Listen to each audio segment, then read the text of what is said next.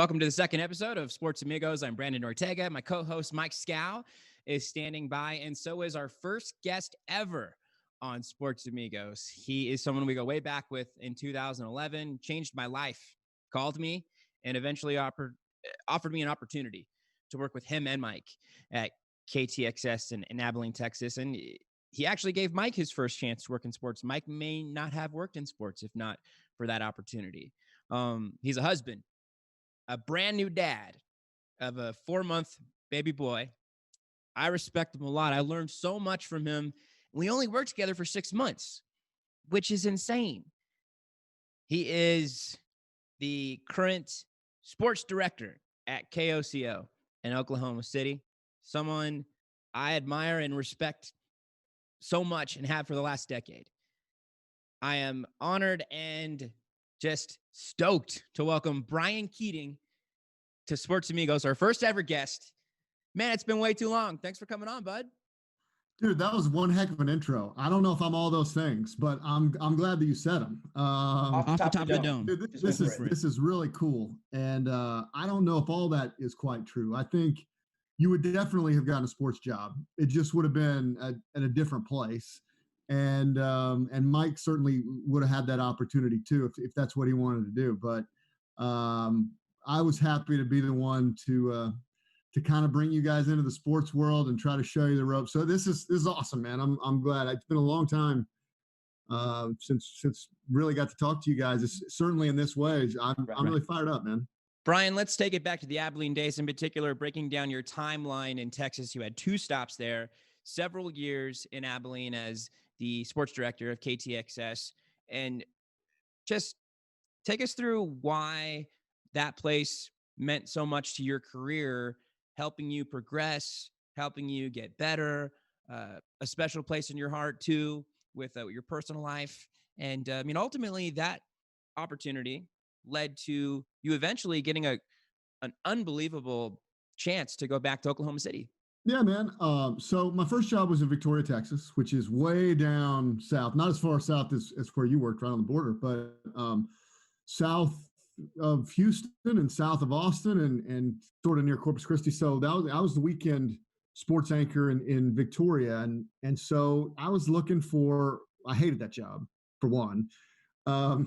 You're always so honest about that. That was the longest 2 years. It's hard to imagine that even happened. So I was looking for an opportunity, and you apply everywhere in the country. I mean, who knows what's going to happen. So there was a sports director job in Abilene, and I go, I don't know anything about Abilene, but I applied for it and got the opportunity, and they hired me to be the sports director there.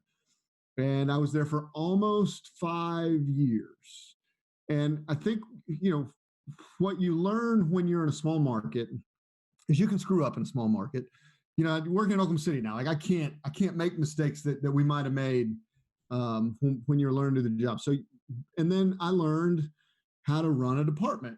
And, when I was in Victoria, I didn't get to pick the stories that I covered from day to day. I didn't get to pick what we put on the air. I mean, you kind of did on the weekends, but I didn't have any help. We didn't do anything. So, how do you have people to work for you? How do you teach people what to do? Because, guys like you, first job in sports, first job out of college, first time doing TV, those are things that I didn't really know that it was going to be about.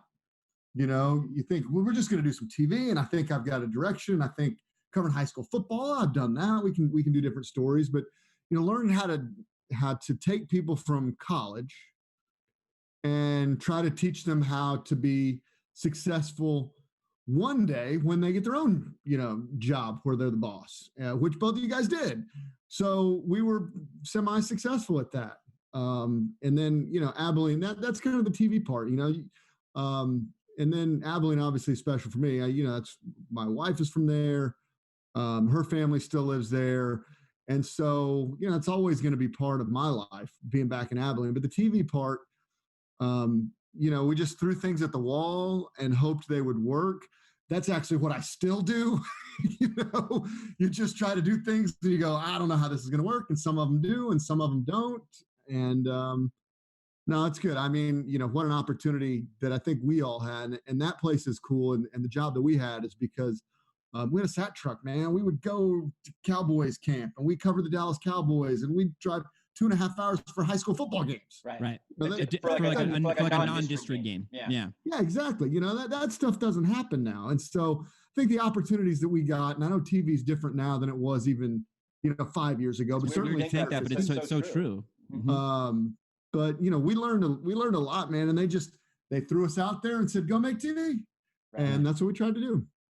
So you come into Abilene and you're just thinking, I get to be the guy who runs the show in this department. But you and I shared a similar experience where that was our first director job. Uh-huh. And how would you sort of describe who Bryan Keating was when you first stepped through the door at K-Texas, and who Bryan Keating was when you left for Oklahoma City? Yeah, Bryan, how old were you when you took over that job? Well, I was a little older because I spent 5 years at Oklahoma State, and then I did 2.5 years at Colorado doing all my journalism stuff. So I was a little older than a lot of people, but I would have been 27, 28, which is still pretty young for, to be the boss. Yeah. So, when I got there, you just try to figure out, can I do this every day? Can we figure out what stories to cover and learn the area and this? And after a couple, 3 years, you figure out that, I can do that anywhere. I can do that anywhere. And I think those are the things that you learn really fast. When you're on every day, you get better. I tell people that all the time. We have a lot of interns come through our shop, and I think that's important. And one of the things they always ask me, how do you go? And no one wants to. I tell them, I started in Victoria, Texas, and then I went to Abilene. They're like, oh man, I want to start in Memphis. We all want to start in the Memphises and the Dallases world. The expectations are crazy now. And even if it does, like you're like Memphis number 4 or 5. And so your opportunities to be on the air are just limited. And so that, I think, was the coolest thing that I learned, is that, man, I got reps every day, 5 days a week.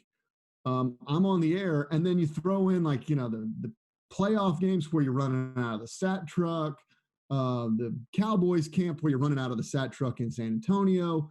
We did a high school football show at Buffalo Wild Wings. I missed that era. I didn't get to see that era. It was in the studio by the time I got there. I saw clips. Yeah, that's so cool. How wild and crazy was it that we were doing a show 15 minutes away while everybody else is drinking beer? We're sitting up there talking about highlights. It was awesome. I mean, and so that's real world stuff for me now. Like I can go to an OU football game and there can be who knows how many people are, and that just nothing bothers me and nothing phases me. Things will happen in the studio and somebody will make noise or they'll be talking. They're like, "Oh God, I'm sorry, I was talking during your show." I'm like, trust me, I'm used to way worse than that. So no big deal. I mean, the things that you learn along the way, and I think the reps of it, and learning how to try to guide people along the way, those are the things that I learned that totally changed from when I was 28 to when I was 32 or 33 when I left. So we all know that one of those biggest moments, there's the Cowboys training camps and going to Cowboy Stadium, and that I know the 2009 Abilene High football team was special, memorable, and everything. Are there any of those memories that you have not as grand as a Cowboys training camp or an Abilene High state title that might be a little smaller, or maybe it was a relationship you had with somebody that, or just a little story that you have or something that you still carry with you that's still like that one really hits me, and really that is Abilene? I don't know if there's like one story that I did but I can tell you from what I do now, where, we cover the Thunder and, OU football and OSU football. Like, I'm never going to know Lincoln Riley.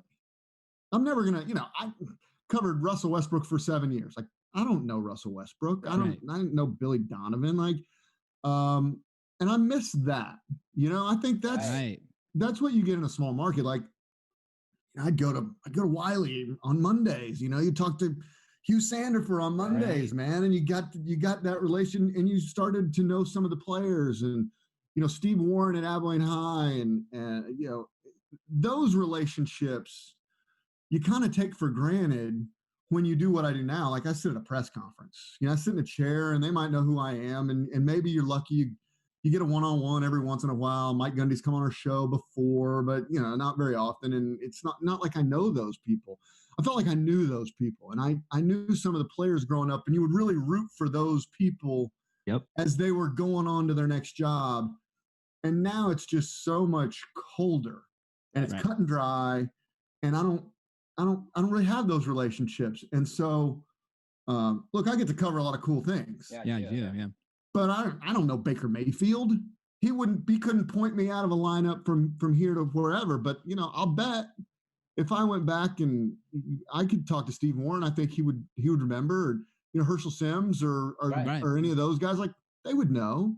And so you lose that. And that's what I miss most. And I think is the unique opportunity about when you're working in a small market and you're just getting started, that you can actually make relationships with people where you just really don't get that opportunity now. I know other media people, but I don't really know the people that we cover. So I have to throw out a quick story that is so Abilene, so small world. This was probably my second basketball season in Eugene, Oregon. I was in Vegas for the Pac-12 tournament, and it's like it's the first night that I'm there because I always just walk up and down the strip that night. And I'm walking back to the hotel, and who do I see that I'm like, they pull up, like they're standing right next to me. I kid you not. It's Herschel, it's Ronell, and it's Tony Sims or Tony Kurtz. Wow. Oh, just the three of them. It's like, it's, hey, let's go to Vegas for the weekend. They're all sitting there. And it was a brief conversation. I think they knew when I said, guys, I got to cover you when you were at Abilene High. And sort of what you say about the relationships, you could see them light up a little bit more than talking to a Baker or a Lincoln or that. But I mean, that's exactly it. That's what Abilene is. Like, those relationships are so much different than what you get covering any other level of sports. Bryan, let's get a little more personal about your time in Abilene. You mentioned your wife is from the area. You and Mike actually have this in common. You met your future wives, not only in Abilene, but at Texas Roadhouse. It's the spot, man. Like, just hilarious. Yeah, I guess that's the spot for picking up wives. Where the keepers were. I guess so. I don't know. I met Gracie when I was sitting at the bar, having drinks and having dinner, and that's kind of hot. And the rest is she was basically running the show there. And she was a bartender. And she worked with Carrie, Mike's now wife. And I'm going to give Gracie full credit on Mike's happily ever after life, because Carrie gets Mike's number. Mike leaves his number for her, like a total stud. And no, I did not. Okay, that's a myth. I never left my number. Either way, she got your number. Let me finish my story. And Carrie's telling her coworkers, like, oh man, do I call him? Is that weird? Like, what do I do? And Gracie's like, I know you're not really asking me, but I know Mike Scal, and he's awesome, and you should call him. So Gracie will take full credit. So you're welcome, Mike. On behalf of Gracie. Oh, I give her many thanks. So when I did finally get Carrie's number, like I didn't want to ask like in front of all my buddies, and because I didn't want to like put her on the spot. So I went, like, I washed my hands, I come back, and I see her. Gracie's bartending that night, and I meet up and talk with Carrie right in front of the bar. So Gracie had ringside seats to this whole thing. And it turns out that, like, the degree of separation between Derek Razor, one of our photogs at the station, who was dating Carrie's roommate at the time, and then Gracie to Carrie, like, it was so, like, 2 degrees of separation here. The Texas Roadhouse in Abilene, Texas, has such a deep and profound meaning for us all. So to close things out in Abilene, Bryan, you spent all that time with Gracie in a place where she grew up in Abilene, and then you get this great chance to go back home, to go to Oklahoma City, and she makes the move with you. And I'd just love to reminisce on that point in time. You get this opportunity, and Gracie's coming with you, and you guys start this really exciting chapter in your hometown, in your home area, and you guys ultimately get married out there and become a family. And I mean, that was just a big deal for you to make that jump all the way over there and become a family man. It's been a long time, like 8-9 years since we've been talking about, being in Oklahoma City. I had interviewed for the sports director job in Oklahoma City when it came up after 3 years maybe that I was in Abilene, and I didn't get it. And then the weekend job came open again, and the news director who had tried to hire me then, and it didn't work out, came back and they ended up offering me that job. And it was a totally cool opportunity for me to get to come home. I mean, people ask forever, what are your aspirations and dreams? Do you want to work at ESPN? Do you want to do this? And I always kind of said, I don't know. And, do you want to go home? I said, yeah, but people literally have to die for jobs to come open in Oklahoma City. They had to die. I mean, people, there's sports directors have been here for forever. So and you're becoming I never really considered it that much. I mean, you just don't know. You don't know what's going to come open, and it did.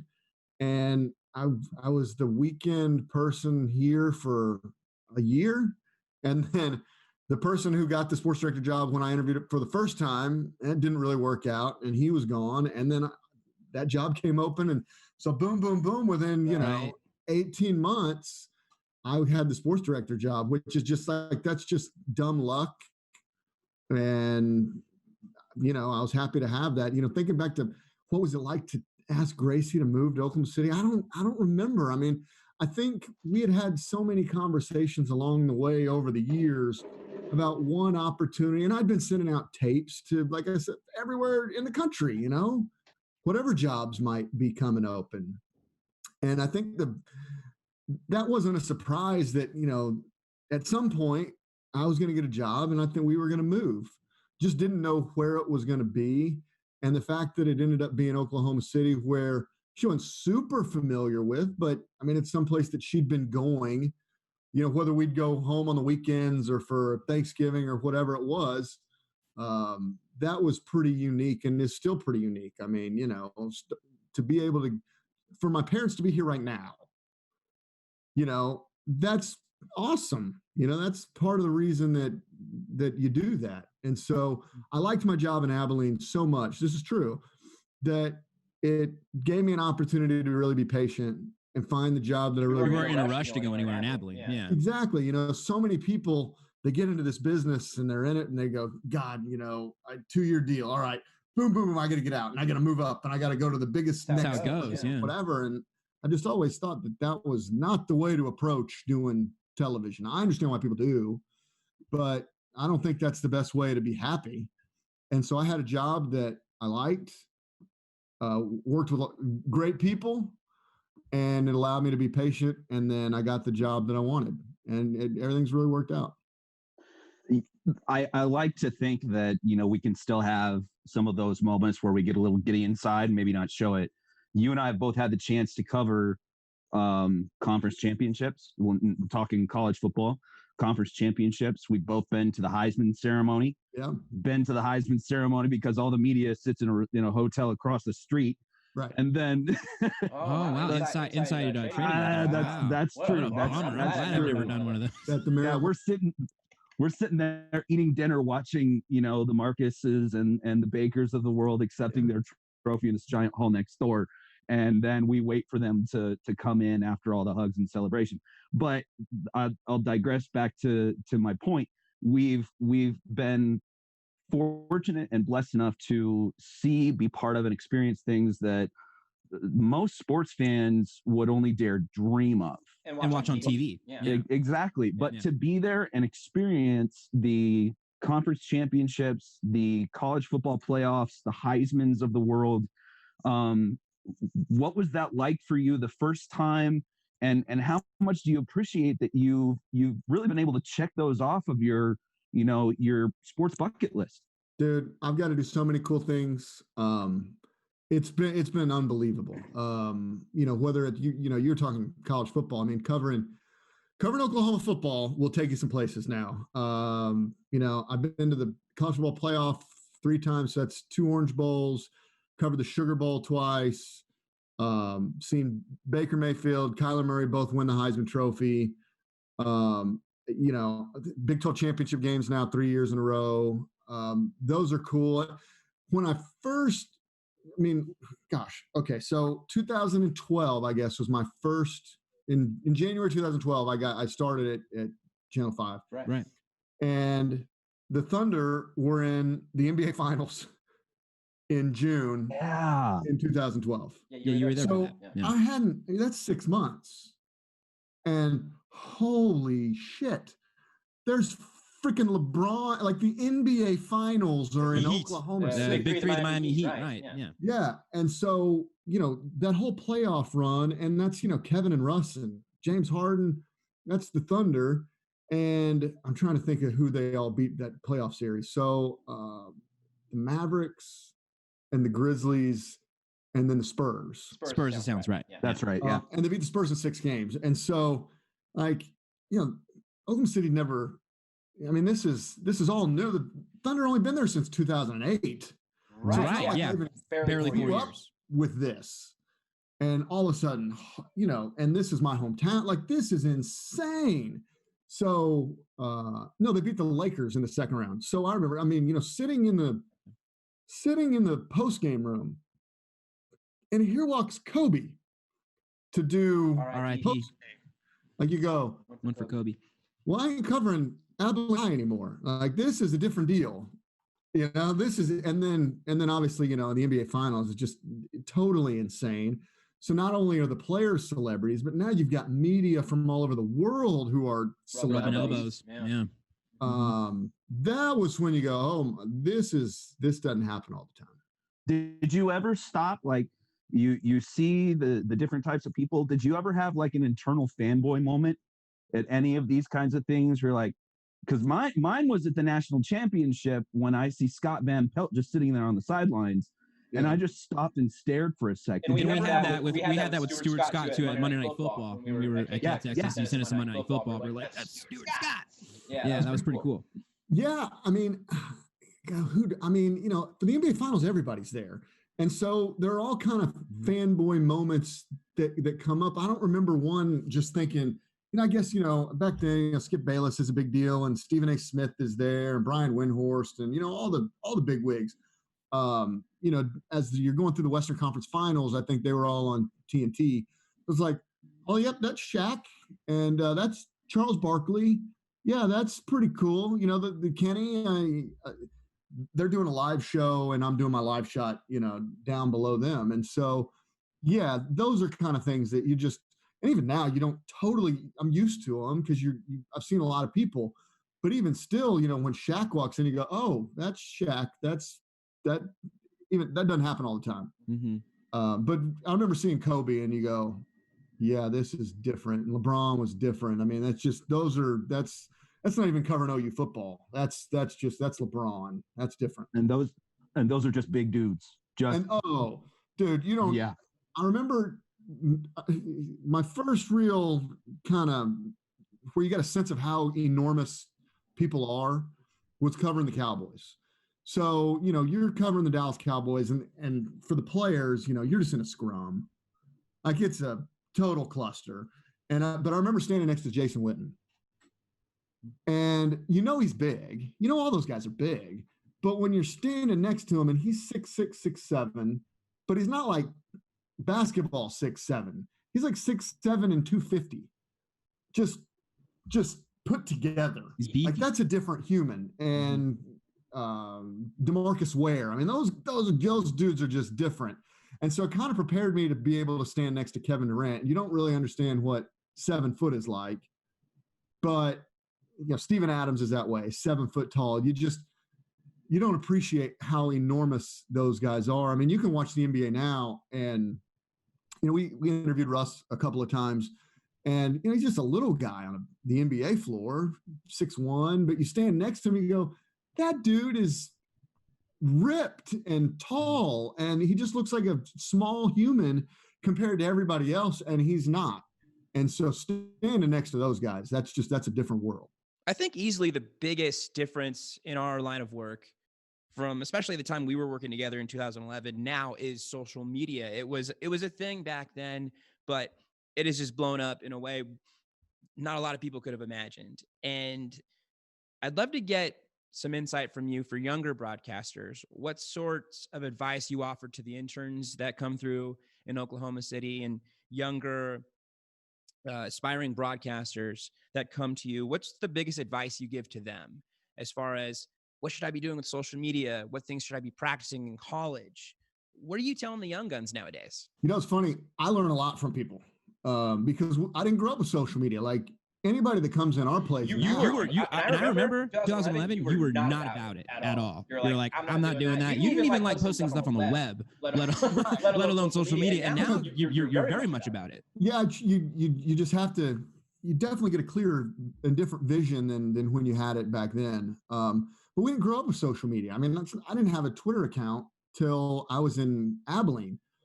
You know, I didn't have an email until I was in college. Like, think about that. You know, tell that to any of the kids now. I mean, there was a kid in our one of the production guys the other day. We're having a conversation. He was talking about YouTube. He was like, "Yeah, you know, I've been posting. You know, I've been uploading videos on YouTube since I was like 8 years old." I'm like, holy, like that wasn't even almost a thing when I was 8 years old, you know? So I learned a lot, and I'm not the best social media person ever, but I think just content, you know, you want to put out content, but I'm much better at telling people how to do TV. And I think really anything though is, I just always tell people to do you, like go be yourself. Cause you can tell, and you can watch people on TV or whether they're doing an internet show or whatever, and you can tell what people are acting like they're on TV, and you know, and you just go, no one thinks that's good. Like no one thinks that works for like one person on earth. Just do you and do the best version of you, and people will get to know you, and they'll start to like you, and everything will work better. When you start trying to pretend to act like you think a sports announcer is supposed to act, like that doesn't work. So go up there and do you. And I think once people kind of learn how to get the best out of themselves, that's when they can really begin to take off and figure out what they're doing. Love that. I don't think, especially the young guns, I don't think they understand how long it really takes to figure out their voice, their style, their cadence. There's so much that goes into it. You don't learn it in a year. You don't learn it in a couple years. It takes a lot of time to become comfortable in your own skin in front of a camera. Totally. Like, you know, it's funny that you even say that, like, you know, your style and cadence. People ask me that sometimes, you know, what's your style? And I go, I have no idea. Like, I don't know. I just get up there and talk and and that's it, you know. I mean, anymore. And Bryan, you've been like that for a long time. I can remember my first days at K-Texas watching you anchor, and you talked the exact same way you did on air as we were doing in the sports office. Like the inflection didn't change whatsoever. You were just telling your stories. And man, I always respected that about you back then. And yeah, man, that's so true. I try to do that. I mean, you know, because I just think that makes better television. You know, when I talk the way on TV, the way that I talk in normal life, I can read that better. I can read that easier. Those all make sense. And now anymore, I mean, obviously I write scripts for our shows, you know, Sunday through Thursday, Friday, but I do so much TV that I haven't written anything down. And so it really is just me talking to someone else and us talking together, and whether it's doing a pregame show or a postgame show before or after a OU or OSU football game or a Thunder game, just figuring out how to be yourself is the hardest thing for people to learn. And once you learn how to do that, then you can really take off. But in college, I don't think professors do a very good job of telling people how to do, you know, that they tell people, oh, you got to write a VO, and here's the AP book, and here's, like, people ask me that, they go, do you have an AP book, or what's the AP style? And I have no idea. I make up words. I have no idea, no clue. And once people get away from this is how you're supposed to do it, to just go do it, then that's what I try to tell young people to go do. So I got to ask, because you've reached that new chapter called parenthood. Oh my gosh! Yes. Welcome to the Dad Club. I know. It's great to have you.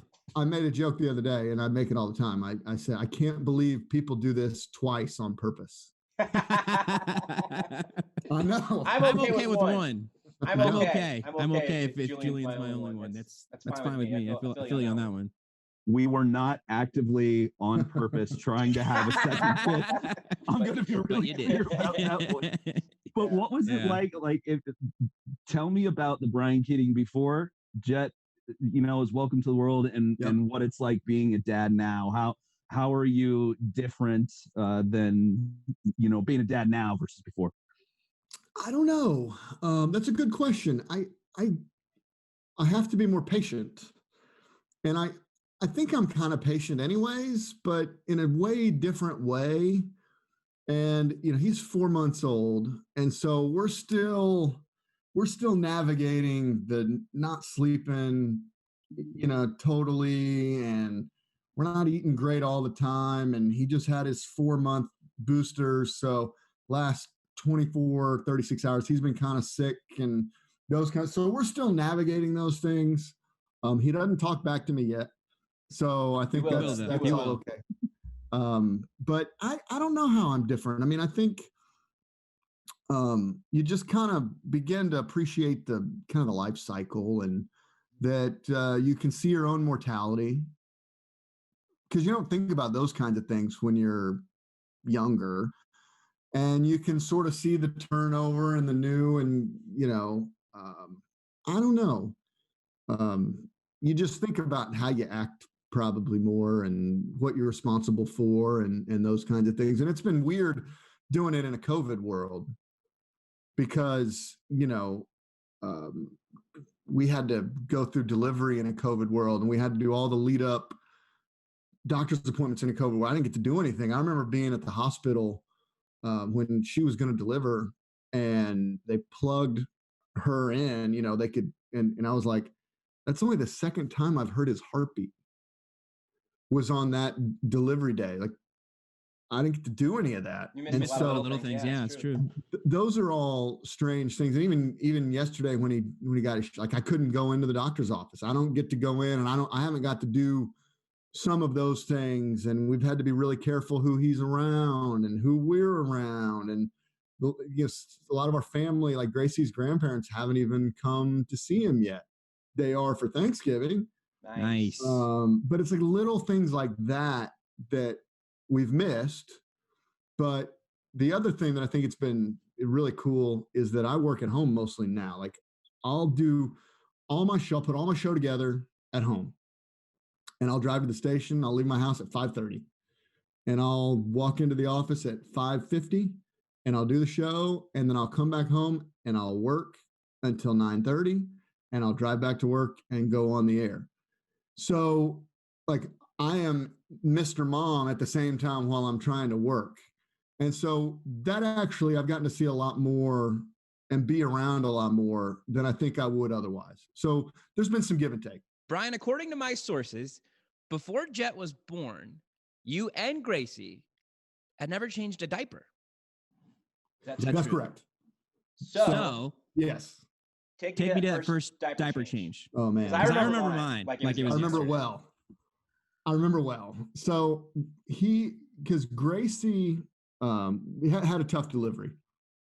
And so she was pretty MIA for a while. And so, they give you this kid and then they leave.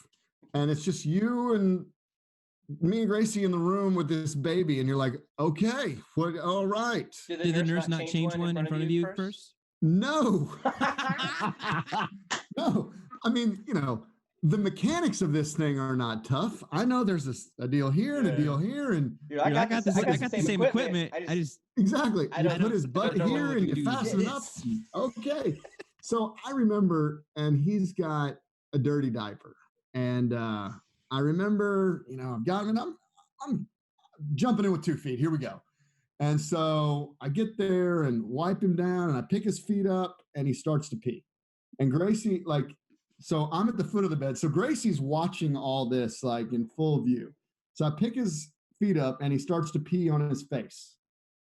So Gracie's now screaming at me. He's peeing. So I put him down, like, what? I don't know what to do. I'm panicked anyways. So I put him down, and he has quit. So I'm like, no, he's not. He's fine. So I pick him back up, and he goes again. And so, then it was like red button, nurse, we need help. We don't know what we're doing. Dad doesn't know what he's doing. And so that was that, welcome to the world. Here we go. We peed on his head, but we survived. And now we do that at least once or twice a week. And so we're good. Mm-hmm.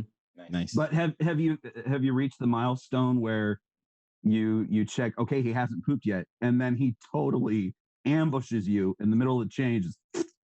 We do that sometimes, but after you do it for a while, all the rest of it goes out the window. I mean, you just like, nothing can scare me anymore. It just doesn't make any difference. I can do anything. I'm not nervous about this. So that didn't take very long, where you just get kind of normal and you can go, yeah, this is going to be a bad one, but we're fine. My only advice to you is child-proof the house now, because he's going to be mobile before you know it, and he's going to be banging into stuff. He's going to be falling off the bed. We are guilty of that with our oldest. Like, oh yeah, that was great. Like, turn around, you hear thunk and crying, and then it's just, it all goes to hell. It's going to happen. Yeah, we'll work on that. You got maybe 8 months. You got some time. So we're not mobile yet. We've got, I don't know, 3 months maybe. Although Bryan, he is going to start rolling before you know it. Like, that's going to be very, very soon. He'll start rolling and be able to move. Because right now, I gotta say, I miss the days you could just put your kid down on the bed, go to the bathroom real quick. Right. Go to the kitchen real quick. Like, just let him lay there. And as long as you can deal with the screaming, he can't go anywhere. No, he's not going anywhere. Yeah, he's just put 2 pillows next to him just to be safe, and he's chilling. Yeah, we can still do that. He's about to outgrow his bassinet, so he doesn't know it, but he is weeks away from sleeping in his own room and me taking my room back over. That's amen. He doesn't know that yet, but he'll find out. Is that your man cave? No, just. Oh, you mean your bedroom? My bedroom, bedroom. And he's not really in the way. I'm just kind of being a smart ass. No, it's still a Gracie really hates it when I say that. She's never going to want to let him out. I know. I think that's true. All right, Mike, I think it's time for our first ever on Sports Amigos, our first ever lightning round. The lightning round! Brian, we've enjoyed this. We've had an absolute blast being able to reconnect and pull back the curtain on our lives a little bit. I figure it's only appropriate to put you on the spot a little bit. Okay. I'm super nervous. We're calling it the lightning round. This is 10 questions. You got to answer quick because they're going to be coming quick. Okay. But 10 questions, 10 answers. Let's just kick it off. So we'll start with this. Your most missed and favorite Abilene food spot. Oh my God. Abilene, Alfredo's. That was a good one. That was a very good one. Little panda for me. Like Sharky's right here. Yeah, Sharky's is good too. Yeah, it was. Favorite Abilene sports memory. And this could be a game, sports memory. There's nothing cooler than the 2009 state championship run for Abilene High, just because it was so big. The whole town, I mean, it was communal like nothing that I'll probably ever get again. 45,000 people at the Alamo Dome for the state championship game. Like that's unbelievable. 2013 state championship, Cisco and Stanford. And me, Brandon, Jesse trekked over to Dallas, and we stayed at the same hotel as half of the Stanford parents. Yes. Nice. And we have some amazing memories from that night. Yes. Nice. Is James Washington on that team? He was only a sophomore. Okay. Right? Yeah. Things have worked out for him. No older than a junior. Yeah, he's done a little bit for himself. Maybe he was a senior by then. Yeah, he was a senior by then. Yeah, he was. Yeah. Okay. He should have won MVP that game. At the end of the day, better Oklahoma City Thunder star, Westbrook or Durant? Oh, I mean, Westbrook is Mr. OKC, but Durant is better. Best. Their teams were better. I mean, when they were together. By far, no question. Okay, best and most terrifying parts of being a dad. The best parts right now is, smiling and laughing and feeling like he understands that you're there and that you're important. Terrifying things. Terrifying things are just thinking that you got to teach him how to grow up, and you hope that you can do that. Okay. Favorite movie you're not proud to admit? Oh my God, Footloose. I love Footloose. Oh, nice. I can watch Footloose like every day. I love the song. I just can't remember too much about the movie. Oh, the song is Kevin Bacon. Come on, man. This is big time. Yeah. Sarah Jessica Parker. It's a damn classic. Okay. Yeah. Do you buy into the Russell Westbrook fashion experience? It doesn't work for me. Sometimes it doesn't work for him either. But I can appreciate a man who doesn't give a damn. Are you still rocking the sock game? You had a pretty strong sock game. Yeah, man. Sock game. I still rock the sock game. Yeah. We try to. My philosophy is look good, feel good, play good, and so we still work that out. That said, that leads me into this one. What's your go-to pair of socks? My go-to pair of socks. I got some. I have like 3 pairs of socks that my nieces gave me. That every once in a while, it's just kind of fun to put them on. Like that's when I know I'm getting old. That's when I can see those socks and I go, Lily or Penelope or Chloe got those for me, and I like to put them on, and that makes me happy. Nice. Where did the name Jet come from? I don't know. That's a great question. We talked about a lot of names, and for some reason or another, that one just kind of came out, and we both sort of liked it, and we dabbled with a number of things. And every time you pick something else, you just kind of go, no, but I like that. No, but I like that. And then just pull the trigger. Was it hard for you guys to come up with a boy's name? Because it was really hard for us. Girls' names were easy, but boys' names were hard. I don't know. We had talked about it, for a long time. Me and Grace have been together for, I don't know. We were talking about this tonight, like 13, 14, 15 years. So, along the way, you're having a few pops and you talk about names, but those are like fun to think about. When you actually have to name someone, that's actually going to be their name. Yeah, there's a lot riding on this decision. One, when they're 40, you go, I got to name someone something that's going to stay with them like their whole life. You really understand the gravity of the situation, and it becomes way different. So I don't know how we came up with that, but we came up with it, and it just stuck. And we had a lot of names, a lot that we liked, but that was the one. Shout outs to the Karens of the world who don't fall into that category. Yeah. Favorite concert experience? Man, we go to a lot of concerts. Yeah, you do, yeah. I love concerts. Favorite concert experience? Oh my God, this is so hard. I've seen Coldplay, the Foo Fighters, Black Crowes, whole bunch of tons of country shows. Let's keep it to rock, because I know you've seen a lot of rock bands. So just pick one. I guess if we had to give it a category, let's go rock. Your best rock one. Like I actually, this will make me sound kind of cheesy, but like being at Coldplay, the first time I saw them outside in Dallas, they're the first band to like have wristbands that light up, and so the crowd everywhere around you is wearing a wristband. Like I'd never seen anyone who had a show where they would throw things and big balls and different things into the crowd, and we had unbelievable seats. And like I wasn't this huge Coldplay fan back then, and then we went to the show, and you go, they're freaking awesome. And I don't know, without a lot of preparation to think about all the shows that I've been to, like that kind of stands out. Like they were different, and the way they put on a show was different than anyone I'd seen before then. Okay, last one. Favorite song to sing karaoke to after you've probably put back a few too many drinks? Oh, I always sing Brown Eyed Girl. I mean, that's the one. I don't know why. The last time I sang karaoke was with my family and my cousins in Breckenridge, like everyone, we'll go to a karaoke bar and everyone will complain about being there. And then it gets to the point in the night where they're like, well, somebody's got to sing karaoke. And then I don't know, all the fingers always point at me like, I dare you to do it. Like I won't do it. I mean, I'll totally do it. I don't care. So I did. And I sing Take It Easy by the Eagles. So those are the two songs that I've done, because the thing to do at karaoke is sing a song everyone likes. Yes. Don't make it your don't make it for you, make it for them. Correct. Go sing a fun party song that you will not be the only one singing. And so if you sing a song everyone knows the words to, they will also be singing and it'll be fun.